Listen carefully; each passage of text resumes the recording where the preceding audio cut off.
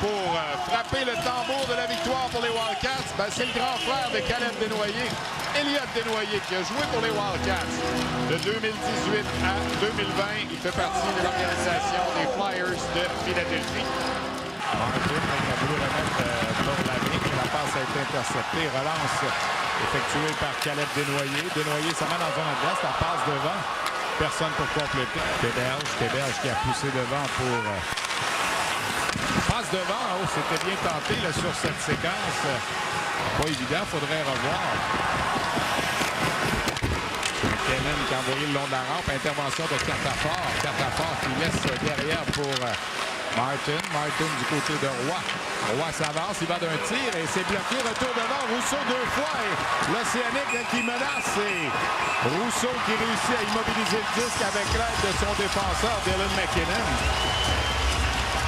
Martin qui ramène à Pierre-Olivier Roy vers Martin de nouveau qui a laissé aller pour Miles Saint-Denis. Saint-Denis a perdu le disque. Attention, c'est dangereux. Tir de souffle, le retour devant.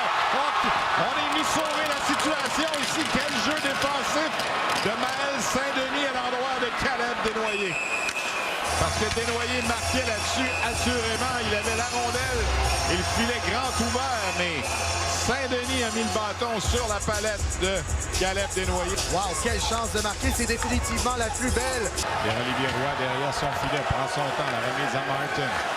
Martin par la rampe a poussé vers Fauchon. La rondelle a fait un drôle de bond et ça a servi la cause de Pekarczyk. Mais la passe de Pekarczyk interceptée par Poulet. Roy qui remet vers Martin à Poulet de nouveau. Ça va dans zone adverse. Belle séquence de pilote. Le tir, l'arrêt de Rousseau. Le retour et le but! Jacob Mathieu ouvre la marque pour l'Océanique. C'est 1-0. Ça, c'est la manière dont l'Océanique voulait débuter le match. Comme à domicile, marquer le premier but pour la deuxième fois de la série finale seulement. C'est une fois qui est très salutaire. Alors, quelle vitesse de Dominique Pilote qui va protéger la rondelle, contourner le défenseur. Et sur le tir, son coéquipier qui s'amène au filet. Qui va... Est-ce que c'est Fauchon? Non, c'est Mathieu. Jacob Mathieu qui dévie la rondelle au filet. On va aller revoir la séquence pour savoir si Mathieu a peut-être redirigé avec la jambe, avec le patin. Et sur le retour, est-ce que c'est redirigé? Pas du tout. C'est-à-dire, c'est involontaire. La rondelle l'a frappé. Alors, c'est confirmé par l'arbitre Mario Maillet. Le but est bon. Corsoldo will pressure Dylan Gill, and he plays to Johansson. Boston Bruins, sixth-round pick. Puck towards the middle. The shot scores!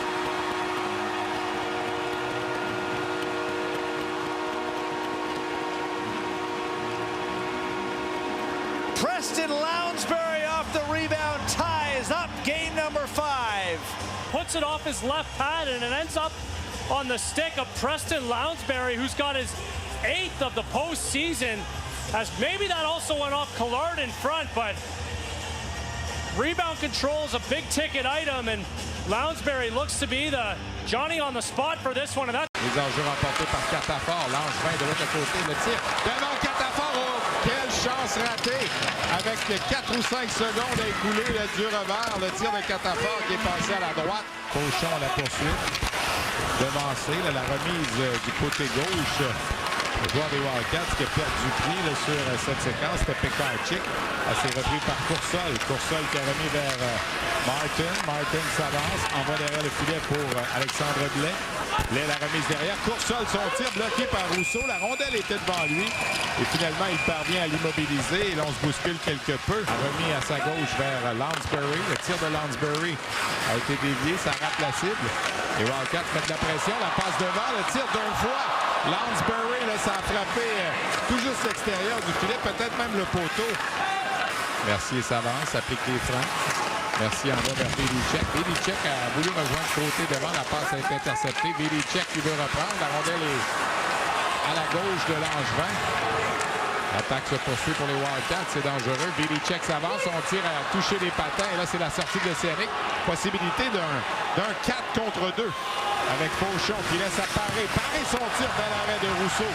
C'est un 5 contre 2. Alors, sur cette séquence, on tente de placer la rondelle sur la jambière. Regardez ça, là, 5 contre 2. Oui, revirement 5 contre 2. Et là, on va faire une passe à Pio Roy. Non, pas à Pio Roy. Paré. À Paris. Anthony Paré. qui va prendre un tir du Rocket en 2022. Et Rondelle près, le tir, le but! Dès la mise en jeu, encore Maël Lavigne qui trompe la vigilance de Rousseau. Et Rimouski reprend les devants 2-1. On est presque à mi-chemin dans ce match. wow! Et ça, ben, la séquence débute avec quoi? Avec un dégagement refusé des Wildcats. On a tenté une très longue remise, beaucoup trop vive, remportée par l'Océanique. Maël Lavigne qui s'amène. Et bon travail d'Éric Mateko. C'est lui qui va venir gagner la mise en jeu pour Mathieu Catafort.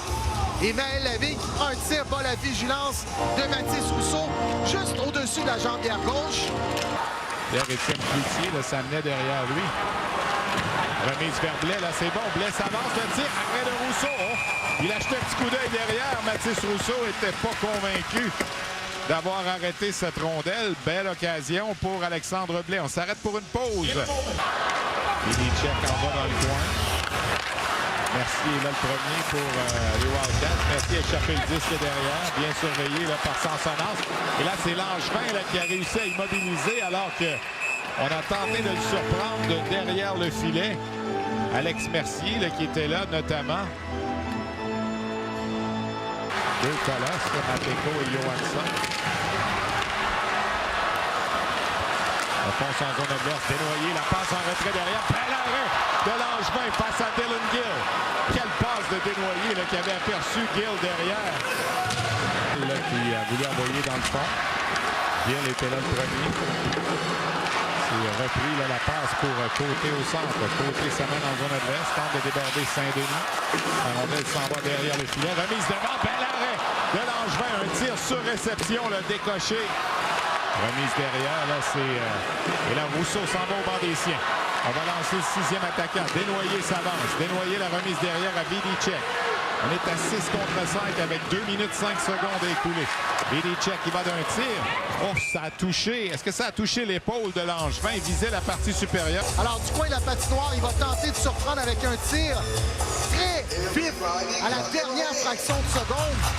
Ben oui, c'est un arrêt vers Pekarczyk. Pekarczyk derrière à Gill.